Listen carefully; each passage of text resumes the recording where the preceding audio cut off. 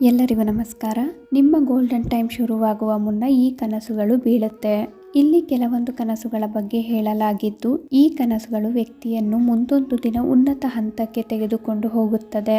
ವ್ಯಕ್ತಿ ಶ್ರೀಮಂತನಾಗುವ ಮುನ್ನ, ಧನ ಸಂಪತ್ತನ್ನು ಹೊಂದುವ ಮುನ್ನ, ಅದೃಷ್ಟವನ್ನು ತನ್ನದಾಗಿಸಿಕೊಳ್ಳುವ ಮುನ್ನ ಈ ರೀತಿಯಾದ ಕನಸುಗಳನ್ನು ಕಾಣುತ್ತಾನೆ. ಅಂತಹ ಕನಸುಗಳು ಹೀಗಿವೆ. ಕನಸುಗಳು ನಮ್ಮ ಭವಿಷ್ಯದಲ್ಲಿ ಅಥವಾ ಮುಂಬರುವ ದಿನಗಳಲ್ಲಿ ನಡೆಯಬಹುದಾದ ಶುಭ ಮತ್ತು ಅಶುಭ ಘಟನೆಗಳ ಸೂಚಕವಾಗಿದೆ.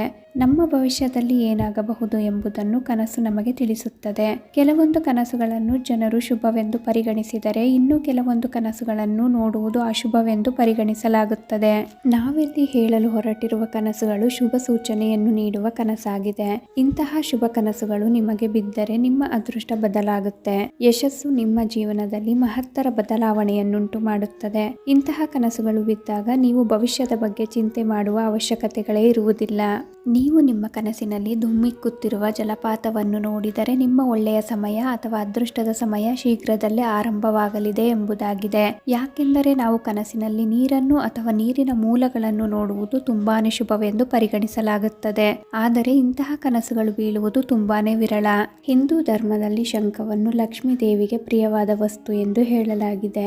ಯಾವ ಮನೆಯಲ್ಲಿ ಶಂಖವಿರುತ್ತದೆಯೋ ಅಂತಹ ಮನೆಯಲ್ಲಿ ಸಾಕ್ಷಾತ್ ಲಕ್ಷ್ಮೀ ದೇವಿಯೇ ನೆಲೆಸಿರುತ್ತಾರೆ ಎನ್ನುವ ನಂಬಿಕೆ ಇದೆ. ಈ ಕಾರಣಕ್ಕಾಗಿ ವ್ಯಕ್ತಿಯು ತನ್ನ ಕನಸಿನಲ್ಲಿ ಶಂಖವನ್ನು ನೋಡಿದರೆ, ಶಂಖ ಊದುವುದನ್ನು ನೋಡಿದರೆ ಅಥವಾ ಶಂಖದ ಶಬ್ದವನ್ನು ಕೇಳಿದರೆ ಅದನ್ನು ಅತ್ಯಂತ ಶುಭ ಕನಸುಗಳೆಂದು ಪರಿಗಣಿಸಲಾಗುತ್ತದೆ.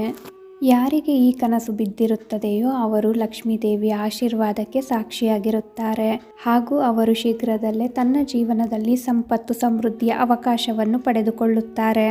ಯಾವುದೇ ಒಬ್ಬ ವ್ಯಕ್ತಿ ತನ್ನ ಕನಸಿನಲ್ಲಿ ಆಕಾಶದಲ್ಲಿ ಹಾರುತ್ತಿರುವುದನ್ನು ನೋಡಿದರೆ ಅದನ್ನು ಶುಭ ಕನಸೆಂದು ಪರಿಗಣಿಸಲಾಗುತ್ತದೆ. ಈ ಕನಸಿನಿಂದ ನಾವು ಅರ್ಥ ಮಾಡಿಕೊಳ್ಳಬೇಕಾದ ಪ್ರಮುಖ ಅಂಶವೆಂದರೆ ಮುಂದಿನ ದಿನಗಳು ನಿಮಗೆ ತುಂಬಾನೇ ಶುಭವಾಗಿರುತ್ತೆ ಎಂಬುದಾಗಿದೆ. ಇದರಿಂದ ಶೀಘ್ರದಲ್ಲೇ ಸಂತೋಷವು ನಿಮ್ಮ ಜೀವನದಲ್ಲಿ ತುಂಬಿಕೊಳ್ಳುತ್ತದೆ. ವ್ಯಾಪಾರ, ವ್ಯವಹಾರ ಮತ್ತು ವೃತ್ತಿರಂಗದಲ್ಲಿ ಉನ್ನತ ಹಂತವನ್ನು ಸೇರುತ್ತೀರಿ. ಸ್ವಪ್ನಶಾಸ್ತ್ರದ ಪ್ರಕಾರ ನೀವು ನಿಮ್ಮ ಕನಸಿನಲ್ಲಿ ಕಾಮನ ಬಿಲ್ಲನ್ನು ನೋಡಿದರೆ ಅದನ್ನು ಅದೃಷ್ಟದ ಕನಸು ಎಂದು ಪರಿಗಣಿಸಲಾಗುತ್ತದೆ. ಇಂತಹ ಕನಸುಗಳು ನಿಮಗೆ ಬಿದ್ದರೆ ನಿಮ್ಮ ಜೀವನವು ಸಂತೋಷ ಮತ್ತು ಸಮೃದ್ಧಿಯಿಂದ ತುಂಬಿಕೊಂಡಿರುತ್ತದೆ. ಇದು ನಿಮಗೆ ಸಮಾಜದಲ್ಲಿ ಗೌರವವನ್ನು ತಂದುಕೊಡುತ್ತದೆ. ವೃತ್ತಿ ಜೀವನದಲ್ಲಿ ಯಶಸ್ಸನ್ನು ಗಳಿಸುವ ಮುನ್ನ ಆ ವ್ಯಕ್ತಿಯು ಕೆಲವೊಮ್ಮೆ ಈ ಕನಸುಗಳನ್ನು ಕಾಣುತ್ತಾರೆ. ನೀವು ನಿಮ್ಮ ಕನಸಿನಲ್ಲಿ ಮಳೆಯ ಹನಿಗಳನ್ನು ನೋಡುವುದು ಅತ್ಯಂತ ಶುಭವೆಂದು ಪರಿಗಣಿಸಲಾಗುತ್ತದೆ. ಒಂದು ವೇಳೆ ಮಳೆಯ ನೀರು ಅಶುದ್ಧವಾಗಿ ಕಾಣಿಸಿಕೊಂಡರೆ ಅದು ನಿಮ್ಮ ಭವಿಷ್ಯಕ್ಕೆ ಅಶುಭ ಸೂಚನೆಯಾಗಿದೆ. ಅದೇ ರೀತಿ ನೀರು ಶುದ್ಧ ಹಾಗೂ ಸ್ಪಷ್ಟವಾಗಿದ್ದರೆ ಅದನ್ನು ಶುಭ ಸಂಕೇತವೆಂದು ಪರಿಗಣಿಸಲಾಗುತ್ತದೆ. ಒಂದು ವೇಳೆ ನೀವು ಮಳೆಯಲ್ಲಿ ಒದ್ದೆಯಾದಂತೆ ಕನಸನ್ನು ನೋಡಿದರೆ ಅದು ನಿಮ್ಮ ಮೇಲೆ ದೇವರ ಆಶೀರ್ವಾದ ಇದೆ ಎಂಬುದನ್ನು ಹೇಳುತ್ತದೆ. ಬ್ರಹ್ಮ ಮುಹೂರ್ತದಲ್ಲಿ ಕನಸುಗಳು ಬಿದ್ದರೆ ಖಂಡಿತ ಈಡೇರುತ್ತದೆ. ಬ್ರಹ್ಮ ಮುಹೂರ್ತದಲ್ಲಿ ಬೀಳುವ ಕನಸುಗಳು ನಿಜವಾಗುತ್ತದೆ ಎನ್ನುವ ನಂಬಿಕೆ ಇದೆ. ಸ್ವಪ್ನಶಾಸ್ತ್ರದಲ್ಲೂ ಇದರ ಬಗ್ಗೆ ಹೇಳಲಾಗಿದೆ. ಸ್ವಪ್ನಶಾಸ್ತ್ರದ ಪ್ರಕಾರ ಬ್ರಹ್ಮ ಮುಹೂರ್ತದಲ್ಲಿ ಯಾವೆಲ್ಲ ಕನಸುಗಳು ಬಿದ್ದರೆ ಅದು ಶುಭ ಸೂಚನೆ ಮತ್ತು ಈಡೇರುತ್ತದೆ. ಕಂಡ ಕನಸುಗಳು ಈಡೇರಬೇಕಾದರೆ ಏನು ಮಾಡಬೇಕು? ಹಿಂದೂ ಶಾಸ್ತ್ರದಲ್ಲಿ ಮುಂಜಾನೆಯ 4ರಿಂದ 5:30 ಸಮಯವನ್ನು ಬ್ರಹ್ಮ ಮುಹೂರ್ತವೆಂದು ಕರೆಯಲಾಗುತ್ತದೆ. ಇದು ದೇವರು ಮತ್ತು ದೇವತೆಗಳು ಸಂಚಾರ ಮಾಡುವ ಸಮಯ. ಈ ಸಮಯದಲ್ಲಿ ಮಾಡುವ ಕೆಲಸಗಳು ಶುಭ ಫಲಗಳನ್ನು ನೀಡುತ್ತದೆ ಎಂಬುದು ನಂಬಿಕೆ. ಸ್ವಪ್ನಶಾಸ್ತ್ರದಲ್ಲೂ ಬ್ರಹ್ಮ ಮುಹೂರ್ತದಲ್ಲಿ ನಾವು ಕಾಣುವ ಕನಸುಗಳು ನನಸಾಗುತ್ತದೆ ಎಂದು ಹೇಳಲಾಗಿದೆ. ಬ್ರಹ್ಮ ಮುಹೂರ್ತದ ಸಮಯದಲ್ಲಿ ನೀವು ನಿಮ್ಮ ಕನಸಿನಲ್ಲಿ ನೀರು ತುಂಬಿದ ಮಡಿಕೆಯನ್ನು ನೋಡಿದರೆ ಅದನ್ನು ಅತ್ಯಂತ ಶುಭ ಕನಸು ಎಂದು ಪರಿಗಣಿಸಲಾಗುತ್ತದೆ. ಇಂತಹ ಕನಸುಗಳು ಬಿದ್ದರೆ ನಿಮ್ಮ ಜೀವನದಲ್ಲಿ ಸಂತೋಷ ಮತ್ತು ಸಮೃದ್ಧಿಯ ಮಹಾಪೂರವನ್ನೇ ಹರಿಸುತ್ತದೆ. ಇದರಿಂದ ನಿಮ್ಮ ಆರ್ಥಿಕ ಸ್ಥಿತಿಯು ತುಂಬಾನೇ ಚೆನ್ನಾಗಿರುತ್ತದೆ ಎಂದು ಸ್ವಪ್ನಶಾಸ್ತ್ರ ಹೇಳಿದೆ. ನೀವು ಬ್ರಹ್ಮ ಮುಹೂರ್ತದಲ್ಲಿ ದೇವರು ಅಥವಾ ದೇವಿಯ ದರ್ಶನ ಪಡೆದರೆ ದೇವರು ನಿಮ್ಮ ಮೇಲೆ ವಿಶೇಷ ಆಶೀರ್ವಾದಗಳನ್ನು ಕರುಣಿಸಿದ್ದಾರೆ ಎಂಬುದನ್ನು ಅರ್ಥ ಮಾಡಿಕೊಳ್ಳಿ. ನೀವು ಜೀವನದಲ್ಲಿ ಬಹಳಷ್ಟು ಸಂತೋಷ, ಸಮೃದ್ಧಿ, ಗೌರವ ಮತ್ತು ಪ್ರತಿಷ್ಠೆಯನ್ನು ಪಡೆಯುತ್ತೀರಿ. ನಿಮಗೆ ಸ್ವಲ್ಪ ಸಂತೋಷ ಸಿಗಬಹುದು ಅಥವಾ ನಿಮ್ಮ ಆಸೆ ಈಡೇರಬಹುದು.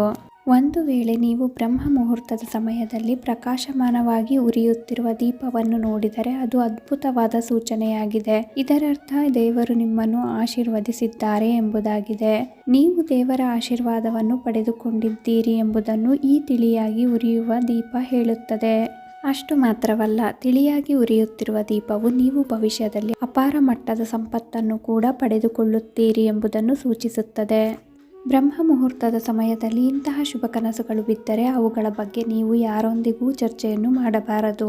ಈ ಕನಸುಗಳ ಬಗ್ಗೆ ಚರ್ಚಿಸುವುದರಿಂದ ನಿಮಗೆ ಯಾವುದೇ ಶುಭ ಫಲಿತಾಂಶಗಳು ದೊರೆಯುವುದಿಲ್ಲ. ಇಂತಹ ಶುಭ ಕನಸುಗಳು ಬಿದ್ದಾಗ ಎದ್ದು ಸ್ನಾನ ಮಾಡಿ ಶುದ್ಧರಾಗಿ ಬಳಿಕ ದೇವಸ್ಥಾನಗಳಿಗೆ ಭೇಟಿ ನೀಡಿ ದೇವರಿಗೆ ಧನ್ಯವಾದಗಳನ್ನು ತಿಳಿಸಿ ಆತನ ಆಶೀರ್ವಾದವನ್ನು ಪಡೆದುಕೊಳ್ಳಿ.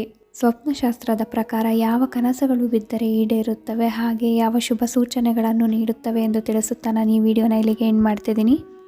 ಈ ಮಾಹಿತಿಗಳು ನಿಮ್ಗೆ ಇಷ್ಟ ಆದರೆ ದಯವಿಟ್ಟು ನಮ್ಮ ಚಾನಲ್ಗೆ ಸಬ್ಸ್ಕ್ರೈಬ್ ಆಗಿ, ಲೈಕ್ ಮಾಡಿ, ಶೇರ್ ಮಾಡಿ, ಹಾಗೆ ಕಮೆಂಟ್ ಮಾಡಿ.